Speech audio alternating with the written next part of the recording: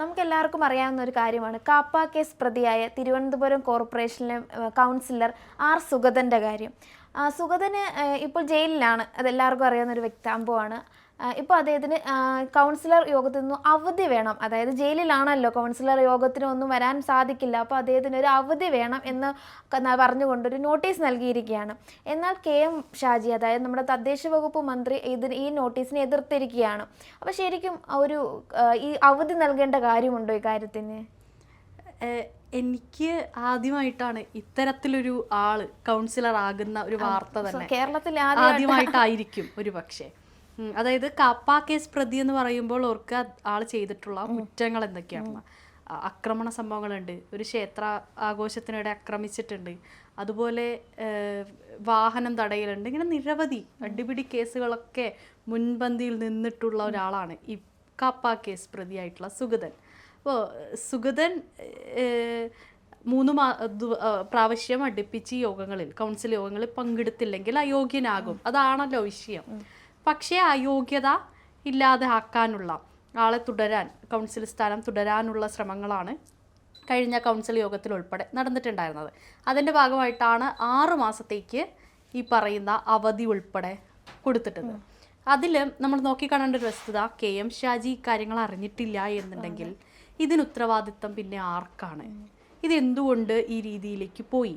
ഇപ്പോൾ വിമർശനങ്ങളൊക്കെ തന്നെയും വരുന്നത് ഇപ്പോഴത്തെ ഗവൺമെൻറ്റിനെതിരെയാണ്.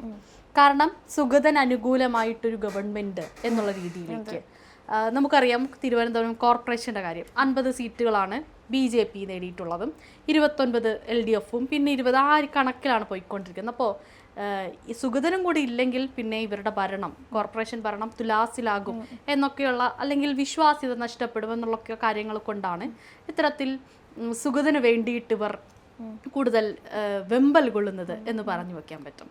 അപ്പോൾ ആ ഒരു ഭരണം അട്ടിമറിക്കാനായി ഈ സർക്കാരിന് സാധിക്കുകയാണെങ്കിൽ അതാണ് അവരുടെ വിജയം.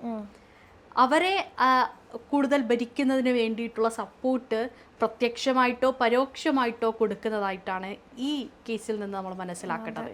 സുഗതന് ഈ ആദ്യമായിട്ടല്ല, അവധി മാത്രമല്ല നോക്കേണ്ടത്. ആള് ആദ്യം സത്യപ്രതിജ്ഞ ചെയ്യുന്ന സമയത്ത് നമുക്കറിയാം, തിരുവനന്തപുരം കോർപ്പറേഷൻ എല്ലാവരും സത്യപ്രതിജ്ഞ ചെയ്തത് ദൈവനാമത്തിൽ, പത്മനാഭന്റെ നാമത്തിൽ, അയ്യപ്പന്റെ നാമത്തിലൊക്കെയാണ്.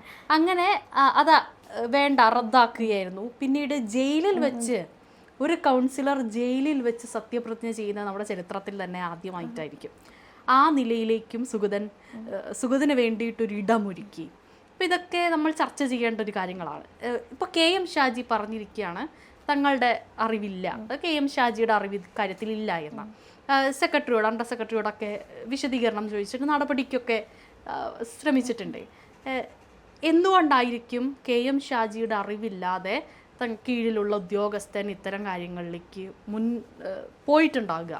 ആരുടെയെങ്കിലുമൊക്കെ താല്പര്യങ്ങൾക്ക് വേണ്ടിയാണോ എന്നുള്ളതും ശ്രദ്ധിക്കേണ്ടതാണ്. നമുക്കറിയാം, കേന്ദ്രം ഭരിക്കുന്നത് BJP ആണ്. കോർപ്പറേഷൻ അതിൻ്റേതായിട്ടുള്ളൊരു സപ്പോർട്ടൊക്കെ ഉണ്ട്. ഇവർ ജയിച്ച ഉടനെ തന്നെ എല്ലാവരും കൂടെ പോയത് പ്രധാനമന്ത്രിയെ കാണാൻ വേണ്ടിയിട്ടൊക്കെയാണ്. റീൽസൊക്കെ കണ്ടിരുന്നോ? ആ രീതിയിലാണ് റീൽസുകൾ അവിടുത്തെ ഡെപ്യൂട്ടി മേയറൊക്കെ തന്നെയും കുറേ പ്രചരിപ്പിക്കുന്ന ഒരാളാണ്. ഇങ്ങനെ പോകുന്ന ഒരു സംവിധാനത്തെ അട്ടിമറിക്കാനായി യാതൊരു വിധത്തിലുള്ള ശ്രമവും കോൺഗ്രസിൻ്റെ ഭാഗത്തുനിന്ന് ഉണ്ടാവുന്നില്ല എന്നുള്ളൊരു വിമർശനമാണ് എനിക്ക് ഉന്നയിക്കാനായിട്ടുള്ളത്. ഇപ്പോൾ സുഗതൻ്റെ കേസിൽ സുഗതനെ അയോഗ്യനാക്കാം, വളരെ എളുപ്പത്തിൽ അയോഗ്യനാക്കാം. കാരണം കാപ്പ കേസ് പ്രതി എന്നതും 6 മാസം അവധി അനുവദിക്കാതെ തന്നെ 3 കൗൺസിൽ യോഗത്തിൽ അടുപ്പിച്ച് പങ്കെടുത്തില്ലെങ്കിൽ അയോഗ്യനാകും. കാര്യങ്ങളൊക്കെ തന്നെയും മുന്നിൽ വെച്ചുകൂടെ? അതുപോലെ ഈ പറയുന്ന നമ്മുടെ മറ്റ് വിഷയങ്ങൾ എന്താണ്, കേസുമായി ബന്ധപ്പെട്ടുള്ള മറ്റ് വിഷയങ്ങൾ, അക്രമ സംഭവങ്ങളാണ് അദ്ദേഹം ചെയ്തു വച്ചിട്ടുള്ളത്. അതൊക്കെ തന്നെ ആളെ അയോഗ്യനാക്കാനുള്ള എല്ലാ പിടിവള്ളികളുമാണ്. എന്തുകൊണ്ടത് നടക്കുന്നില്ല എന്നുള്ളതാണ്. കൃഷ്ണ എന്ന് പറഞ്ഞ പോലെ ഞാൻ നോർത്തിലൊക്കെ കണ്ടിട്ടുണ്ട്. അതായത് നമുക്കറിയാം നോർത്തിൽ ആരാ ഭരിക്കുന്നതെന്ന് നമുക്കറിയാം. നോർത്തിലൊക്കെ കണ്ടിട്ടുണ്ട് ഒരു ക്രിമിനൽ കേസ് പ്രതി ജയിലിൽ നിന്ന് വന്ന്, ഞാൻ ഏതോ ഒരു റീൽസ് കണ്ടിട്ടുണ്ടായിരുന്നു, ജയിലിൽ നിന്ന് വന്ന്. അന്ന് നമ്മൾ വിചാരിച്ചു നമ്മുടെ കേരളം എന്ന് പറയുമ്പോൾ 100% സാക്ഷരത, നമുക്കെല്ലാം വലിയ വിവരമാണ്, വിദ്യാഭ്യാസമാണെന്നൊക്കെ നമ്മൾ തന്നെ പറഞ്ഞ് അഹങ്കരിക്കാറുണ്ട്. അവിടെ നിന്നാണ് ഇപ്പോൾ ജയിലിൽ വെച്ച് സത്യപ്രതിജ്ഞ ചെയ്യുന്നത്. ചിലപ്പോൾ നാളെ ഒരു PSC ചോദ്യമായേക്കല്ലേ ജയിലിൽ വെച്ച് സത്യപ്രതിജ്ഞ ചെയ്ത കൗൺസിലർ ആരാണ്. അതെ, അങ്ങനെ ഒരു ചോദ്യം വേണമെങ്കിൽ നാളെ വന്നേക്കാം. അത്തരത്തിലായിരിക്കുകയാണ് നമ്മളുടെ ഇവിടുത്തെ ഭരണം എന്ന് പറയുന്നത്. തിരുവനന്തപുരം കോർപ്പറേഷൻ ഇപ്പൊ പറഞ്ഞതുപോലെ ചിലപ്പോൾ കോൺഗ്രസ് അല്ലെങ്കിൽ നമ്മുടെ ഇപ്പോൾ കേരളം ഭരിക്കുന്നവർക്ക് ഒരു സപ്പോർട്ട് ഇല്ലാതെ ഈ ഒരു കാര്യങ്ങളൊന്നും നടക്കാൻ സാധ്യല്ല. ഇപ്പം വേറൊരു സംഭവം നടന്നായിരുന്നു, കൈവിലങ്ങ് വെക്കാതെ സുഗതൻ പോയി, അതിനെതിരെയും കുറെ പേര് വിമർശനമുണ്ടായിരുന്നു. കാരണം മറ്റാളുകളൊക്കെ തന്നെയും കൊണ്ടുപോകുന്നത് കൈവിലങ്ങും ലാത്തി ചാർജിലൊക്കെ അടിച്ച് ഇവരെ വിലങ്ങിലൊക്കെ വെച്ചിട്ട് കൊണ്ടുപോകുന്ന വാർത്തകൾ കാണുമ്പോഴാണ് സെലിബ്രിറ്റി വരുന്നത് പോലെ അകമ്പടിയോടെ വരുന്നു. എന്തായാലും സുഗതൻ ഒരു നല്ലൊരു ട്രീറ്റ്മെന്റ്, VIP ട്രീറ്റ്മെന്റ് ജയിലിനകത്തുണ്ടാകും, സ്വാഭാവികമാണ്. പക്ഷേ ഇത് വളരെ അപകടകരമായിട്ടുള്ള അവസ്ഥയിലേക്ക് പോവുകയാണ്. ഒരു കാപ്പ കേസ് പ്രതിയെ കൗൺസിലർ ആയിക്കോട്ടെ, ഇപ്പം നമുക്ക് തർക്കമൊന്നുമില്ല, അവിടുത്തെ ജനവിധി അതാണെങ്കിലാവാം. എന്നാലും അതിനെ സർക്കാർ അല്ലെങ്കിൽ മറ്റു സംവിധാനങ്ങൾ നോക്കിക്കാണേണ്ട ഒരു കാഴ്ചയുണ്ടല്ലോ, അവിടെയാണ് മാറ്റം വരേണ്ടത്. അതെ, ഒരു ജനപ്രതിനിധി എന്ന് പറയുന്നത് ജനങ്ങൾക്ക് എന്താണ്, ജനങ്ങൾക്ക് വേണ്ടി പ്രതിനിധീകരിക്കേണ്ട വ്യക്തിയാണ്. ആ ഒരു വ്യക്തിയാണ് പ്രതിയായിരിക്കുന്നത്. ഒരു പ്രതി തന്നെയാണ്, ഒരു കാപ്പ കേസ് പ്രതി. അതും അദ്ദേഹത്തിന്റെ കേസുകളുടെ എണ്ണം 1 2 ഒന്നും അല്ല. അപ്പം അങ്ങനെ ഒരു വ്യക്തി അയോഗ്യനാകുന്നത് തന്നെയാണ് നല്ലത്. നമ്മുടെ സർക്കാർ അങ്ങനെ തന്നെയായിരുന്നു ചെയ്യേണ്ടിയിരുന്നത്. ഈ ഇത്രയും സപ്പോർട്ട് നൽകേണ്ട ഒരു കാര്യവും ഇല്ലായിരുന്നു. ഇനി എന്താണെങ്കിലും KM ഷാജി ഇക്കാര്യത്തിൽ എന്ത് തീരുമാനമാണ് എടുക്കുന്നത് എന്നുള്ളത് നിർണായകമാണ്. അദ്ദേഹം മാതൃകാപരമായ ഒരു തീരുമാനം എടുക്കും എന്ന് തന്നെയാണ് നമുക്ക് വിശ്വസിക്കാൻ. ഇന്ന് വന്ന ന്യൂസ് എന്ന് പറയുന്നത് ഒരു നോട്ടീസ്, അതായത് അവധി പ്രഖ്യാപിച്ച ഒരു അവധി വേണം, 6 മാസത്തേക്ക് കൗൺസിൽ യോഗത്തിൽ നിന്ന് ഒരു അവധി വേണമെന്ന് നൽകിയപ്പോൾ സെക്രട്ടറി അതിനെ വേണ്ടാന്ന് വെച്ച് പറഞ്ഞു വെച്ചു. പക്ഷെ അണ്ടർ സെക്രട്ടറി ഇതിന് ഉടമ്പടിയിൽ ഒപ്പുവെച്ചു സപ്പോർട്ടാണ്. ഇത് പുറത്തു വന്നതിന് ശേഷമാണ് KM ഷാജിയുടെ അറിവോടെയല്ല, ക്രിമിനലുകൾക്ക് ഇത് അനുവദിക്കുമില്ല, ക്രിമിനലുകൾക്ക് പ്രത്യേക പരിഗണനയൊന്നുമില്ല എന്ന് KM ഷാജി പറയുന്നു. പക്ഷെ നമ്മളിപ്പോൾ കണ്ടത് മൊത്തം പ്രതികൾക്ക് കിട്ടിയ ഒരു ആനുകൂല്യമല്ലേ.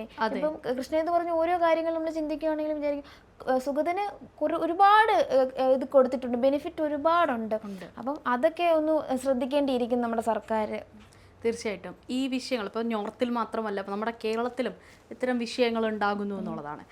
BJP ഭരണം കേന്ദ്രത്തിലായതുകൊണ്ട് BJP തന്നെയാണ് ഭരിക്കുന്നത്.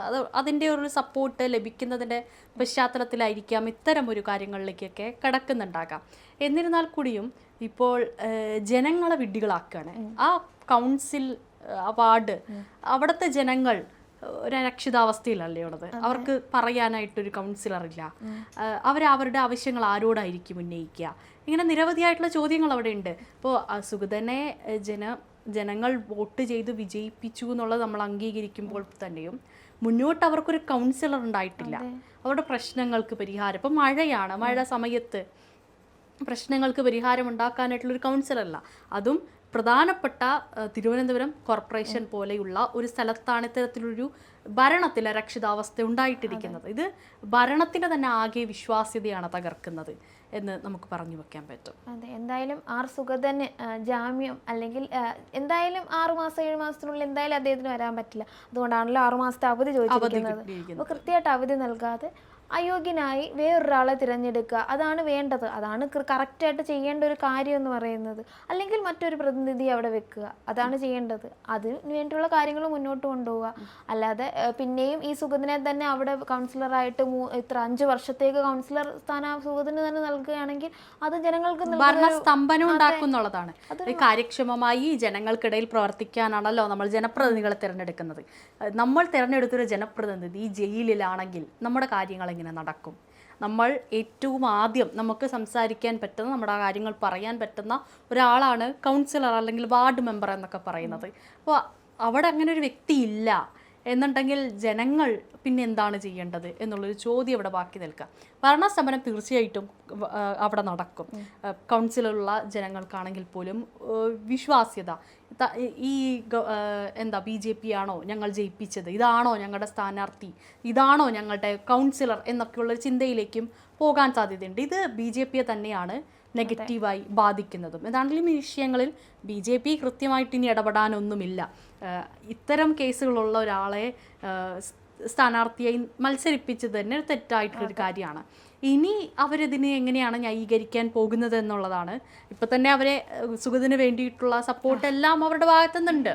നമുക്കറിയാം DGP ആയിട്ടുള്ള ശ്രീലേഖ വരെ പോലീസിനെതിരെ സംസാരിച്ച ആർ സുഗതന് വേണ്ടി പോലീസിനെതിരെ സംസാരിച്ചൊരു ന്യൂസൊക്കെ ഉണ്ടായിരുന്നു. അതായത് ഒരു പോലീസ് പദവിയിലിരുന്ന വ്യക്തിയാണ് കാപ്പ കേസ് എന്താണ്, അതിന്റെ പ്രൊസീജിയേഴ്സ് ഒക്കെ എന്താണെന്ന് കൃത്യമായിട്ട് അറിയുന്ന വ്യക്തി തന്നെയാണ്. എല്ലാവർക്കും കാപ്പ കേസ് കൊടുക്കുന്നില്ല നമുക്കറിയാം അല്ലേ. കൃത്യമായി എന്തെങ്കിലുമൊക്കെ അക്രമം അവരുടെ ഭാഗത്തുനിന്ന് നിരവധിയായി ഉണ്ടാവുന്ന പശ്ചാത്തലത്തിലാണ് കേസ് ഉൾപ്പെടെ ചാർത്തപ്പെടുന്നത്. അപ്പോൾ കാപ്പ കേസ് പ്രതി നമ്മുടെ നാട്ടിൽ ഇത്രയും വളരെ ലാഘവത്തോടെയാണ് ആ പ്രതിയെ നോക്കിക്കാണുന്നതെങ്കിൽ ഒന്ന് ആലോചിച്ച് നോക്കാം നമ്മുടെ സിസ്റ്റം എവിടെ എത്തി, നമ്മുടെ ശിക്ഷാ നടപടികൾ എവിടെ എത്തിയെന്നാണ്. ഇപ്പോൾ KM ഷാജി എടുത്ത തീരുമാനത്തെ നമുക്ക് സ്വാഗതം ചെയ്യാം. കൃത്യമായി ചോദിച്ചറിഞ്ഞുകൊണ്ട് തങ്ങളുടെ കീഴിലുള്ള ഉദ്യോഗസ്ഥൻ എന്തുകൊണ്ട് ഇങ്ങനെ പെരുമാറിയെന്നുള്ളത് ചോദിച്ചറിഞ്ഞ് അത് നടപടിയെടുക്കുക തന്നെ വേണം.